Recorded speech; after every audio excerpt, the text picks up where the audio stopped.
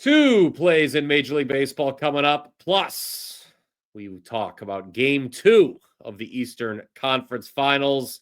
How do the New York Knicks respond after that shocking collapse in Game 1? We have an answer for you here coming up in just a moment. Mark Zinno, it was not a good day for us on the Diamond Thursday as we both dropped our respective halves of the double play. Would you like to go first and talk about what happened with Rangers-Yankees? Because it was shocking. The way, again, I tend to lose things in grand fashion. You know, like when it goes bad, it goes up in flames. Betting baseball is miserable for 162 games a season. It really is. It is a grind beyond all grinds. Remember yesterday, we gave out the Texas Rangers plus a half run in the first 5 at a very, very moderate price with Nathan Eovaldi on the mound. Carlos Rodon was pitching for the Yankees. These guys are both humming, cruising along, scoreless through 4.5. We knew the Rangers weren't going to score, right? We weren't going to score a lot. Well, we figured they couldn't score in a whorehouse with a fistful of hundreds. So, yeah. We get to the bottom of the 5th inning, and we'll take a 0-0 push, 0-0 tie through 5 because we have a half run in our pocket. Sure. Nathan Eovaldi has to face the 8, 9, and 1 hitters of the Yankees lineup. The 8 hitter, oh no, Vivas. Vivas. Las Vegas. Vivas. So, Jorbit. Anyway, batting 156. Jorbit proceeds to hit a soft fly ball over the short porch in the bandbox at his Yankee Stadium for a home run. And the Yankees end up winning the game 1-0 as the only run scored of the game. We lose the first 5. Not only that, to add insult to injury, it was his first ever career home run. I mean, you know, the only thing that would have been worse would have been a 2-out, 2-strike home run from Trent Grisham at the top of the lineup. That's the only thing that would have been worse than that. But That's no. painful. Vivas. The guy only had 1 hit. He only had 1 at bat. He got benched after that. That's painful. I had the A's, the Athletics, the team with no city. They were rolling along. They were up 5-2. Zinno going into the 7th. Get a grand slam. 6-5. Next thing you know, they didn't recover. They wound up losing 10-5. But you know what, Mark Zinno? I am a stubborn son of a bitch, and I don't get mad. I get even. Oh, really? So stay tuned for my half of the double play because Los Angeles Angels, you have not heard the last of Bryan Power. But you're up first here on the show, Zinno. Let's get into the plays. Paul Skeens pitching for the Pirates. Who knows how many more years that we'll be able to say that. But 4. He'll be saying it. And they've lost 4 of his last 5 starts. Yep. But he's pitched well. Yep. Getting kind of a cheap price on old Skeensy at home against Crew. What are we doing here? Well, I don't get mad. I just get stupid. That's kind of what this boils down to here. You got to cut the game in half for 2 reasons. I know you kind of, naturally think like you want to give the Pirates as many chances to hit as possible, but their bullpen isn't good.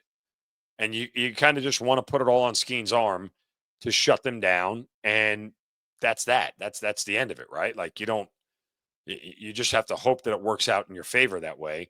And because we get a moderate price here, look, he faced the Brewers 1 time last year. In case anybody doesn't remember, he no-hit them for 7 innings. So, yeah. And he got pulled in the no-hitting 7-hitter, remember? He got pulled from the no-hitter. Because, we have to worry about his pitch count. Guy's still humming 100 out there. His velocity is down. Okay. And his girlfriend's still hot. But beyond that, this is a crazy price, but I can't play it any other way. I really can't because, Paul, and look, there's a very good chance. Guess what? Pirates are down 1-0 after 5. But I have to hope their bats maybe are starting to wake up. They still haven't broken that 4-run streak yet. We are recording Thursday night, and they're sitting at 3 runs. What? Why? Because what if they break the 4-run streak and then you look like a fool tomorrow? I'm willing to look like a fool more just than because you don't want to admit the day. Is it some big government secret that we sometimes record at night? You don't want people to know that. No, I didn't feel it was necessary, but okay. Well, I did, and I said it. Well, anyway, they're not going to score 4 runs tonight, more than 4 runs tonight. So I hope they do. I'm going Okay. to live bet them right now. no, you're not. You're lying. So anyway, It's in. we're going to take the Pirates first 5. That was annoying. Don't do that again. Rude. By the way, people really in the chat love the Scramble Channel reference. They all got it.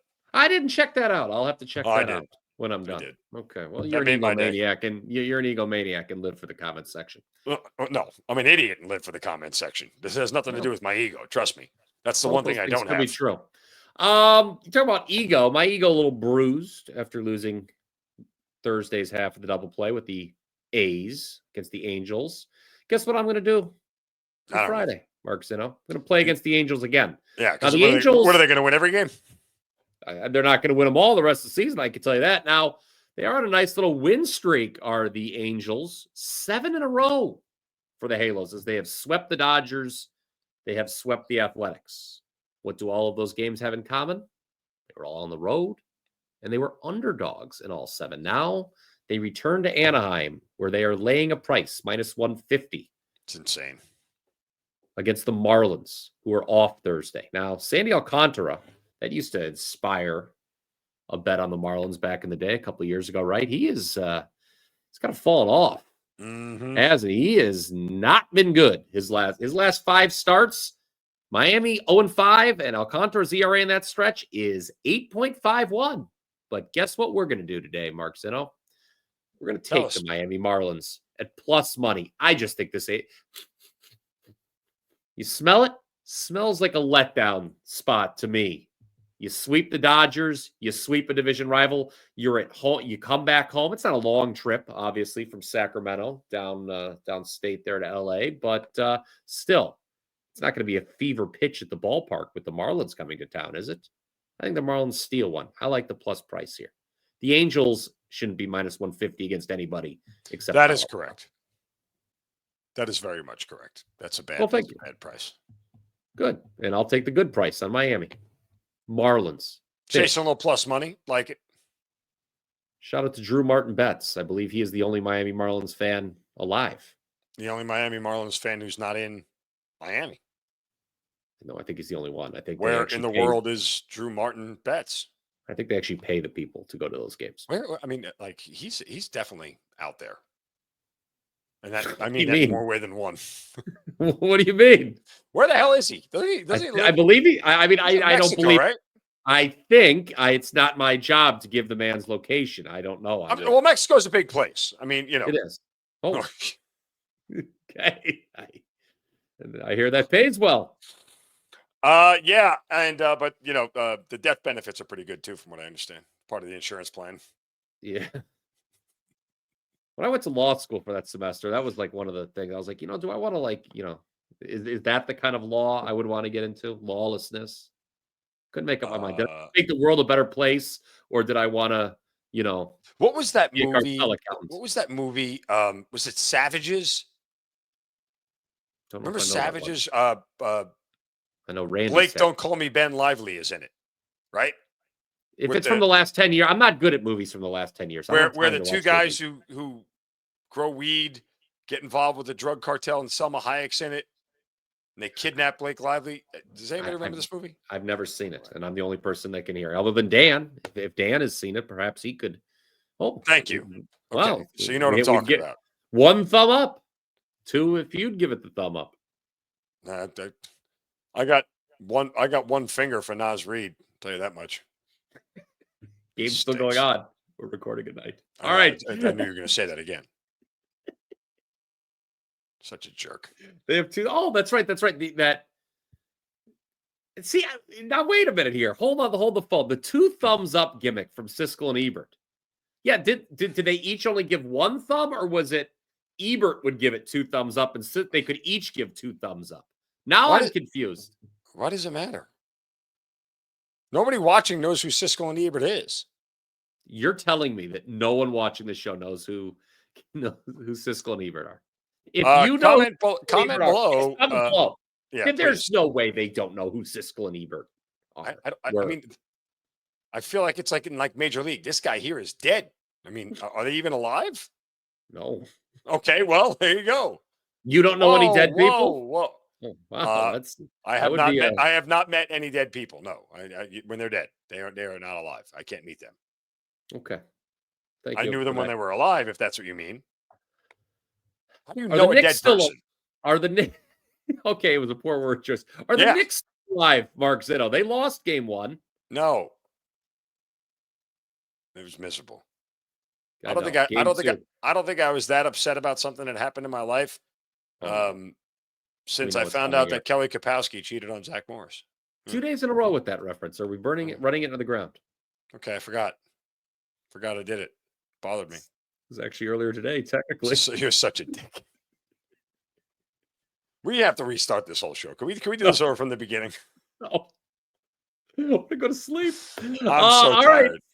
No, no. That was a stern. No, that was about as stern a response you will ever get this from is Dan not going to Alexander. die on the cutting room floor. No. All right. I mean, we have really peeled back the curtain for the audience. So, you know what? Before we get to our best bet for game 2, sure. we will go. We'll let you know about that great summer special that's going on at WagerTalk.com right now. For less than $5 per day, you can get every pick from Mark Zinno from now through Labor Day, or you can do it for me. You could do it for the both of us, but you will have to pay twice. It's not that the one price gets you one handicapper. Just to clarify there.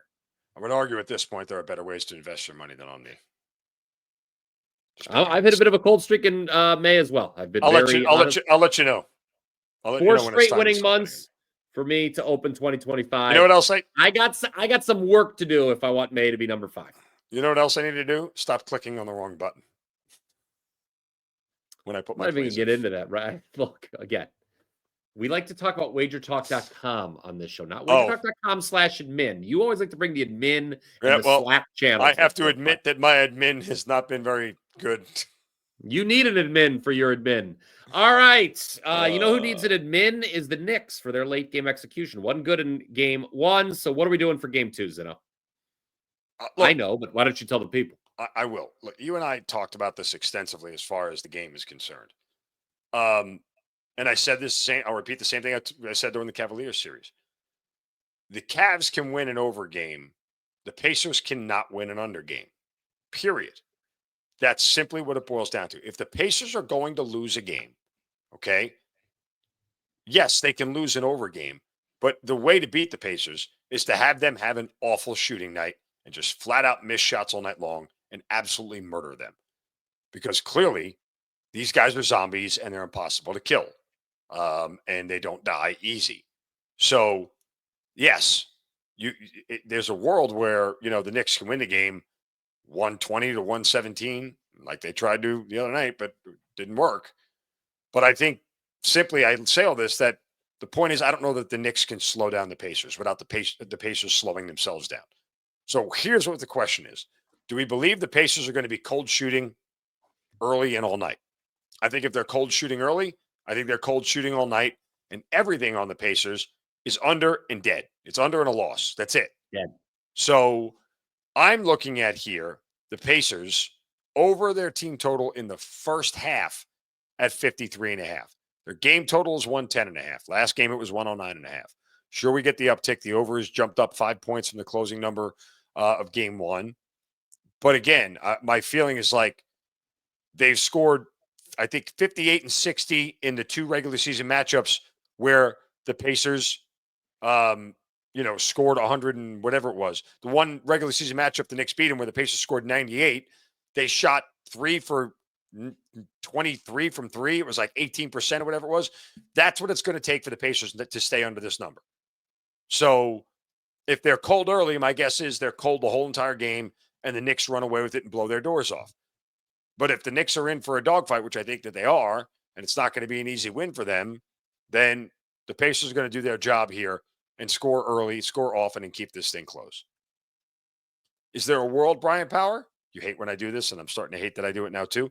Is there a world where this lands on 51 or 52 or 53 and they still go over 110.5? Yes, there is. I have to live with it.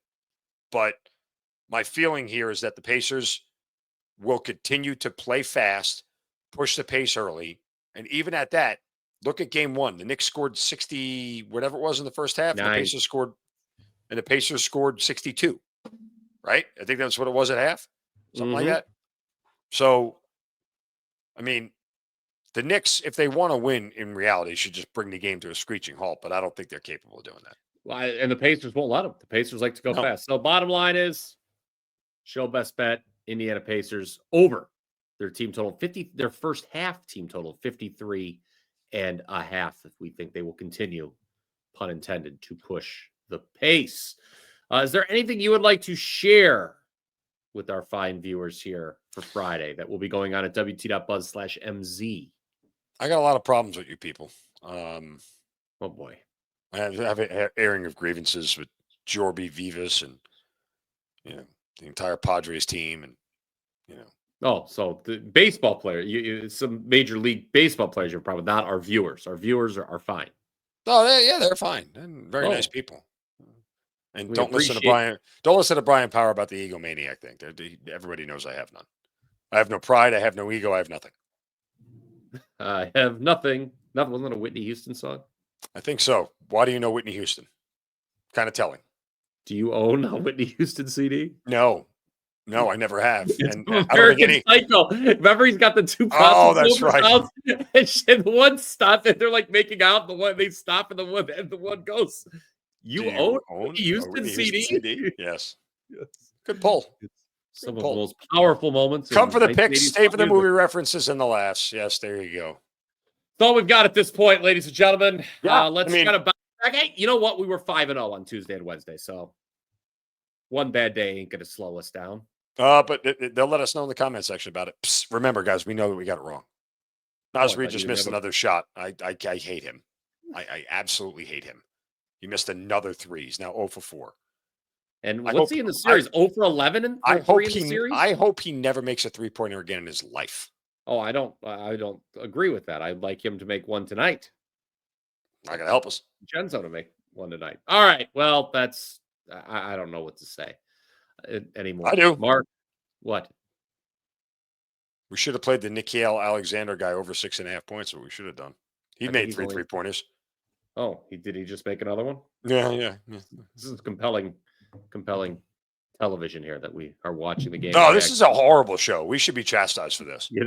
Somebody at WagerTalk.com/admin will be very upset if they watch this show. I'm going to be honest with you. Give this show a thumbs down because I don't think it was our best effort either. This is not our best effort. It's not our best work. Brian Power came here to torch this thing. Where he wanted to kamikaze suicide pilot this thing right into the ground, and he's successfully done it. Could have been a very simple show. Could have just talked and, let one comment slide. And somebody in the comments section would have told me if you were wrong, hey, idiot. But no, Brian Power has to, flash the world our undercarriage. That's where it fell off the rails. I don't agree with that at all. Oh, I absolutely do. I thought it was a strong show until the last minute, to be honest with you. All right. You and I apparently live different realities. You believe Nasreed is going to make a 3-pointer again, and I hope it never happens. Stop it. All right. He's Mark Zinno, and he has no ego. He always checks it at the door, ladies and gentlemen. We will be back. You have next no marbles. Week. No marbles. Huevos. Until next time, let's catch some tickets. You have no marbles. I do. Too. Music. There it is.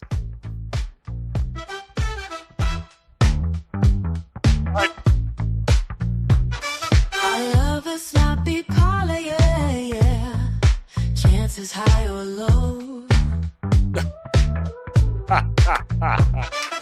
Feeling